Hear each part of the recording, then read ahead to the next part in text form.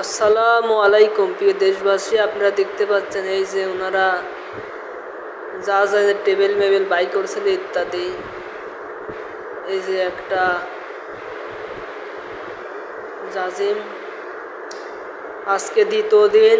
এই যে একটা ডিপ ফ্রিজ এখানে রেখে গেছে, নিতে পারে নাই। আজকে দ্বিতীয় দিন আমি দেখাচ্ছি যেখানে নিতে পারে। এই যে একটা দরজা গিলাস ভেঙে গেছে। অনেক লোক এসেছে দেখার জন্য, আমিও এসেছি।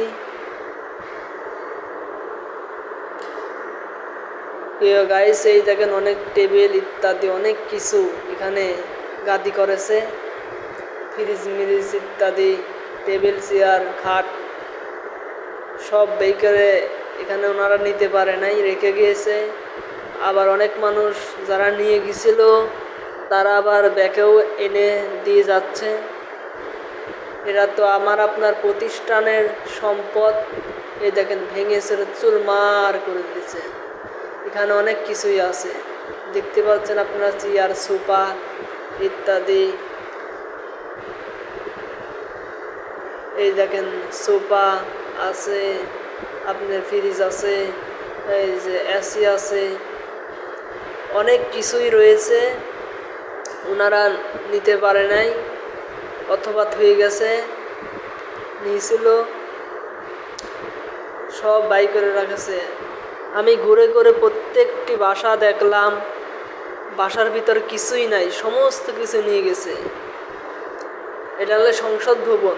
সংসদ ভবনের ভিতরে যেগুলি রুম আছে, বাসা আছে, সেই সব ভাষার ঘটনা। প্রিয় গাইস, আপনারা দেখতে পাচ্ছেন এই যে একটা ফ্রিজ, এখানে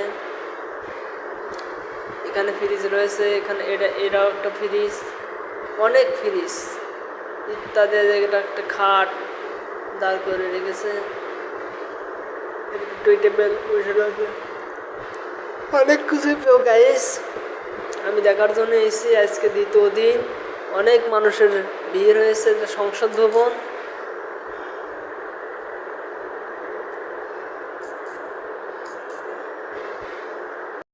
এটা হচ্ছে গণভবন।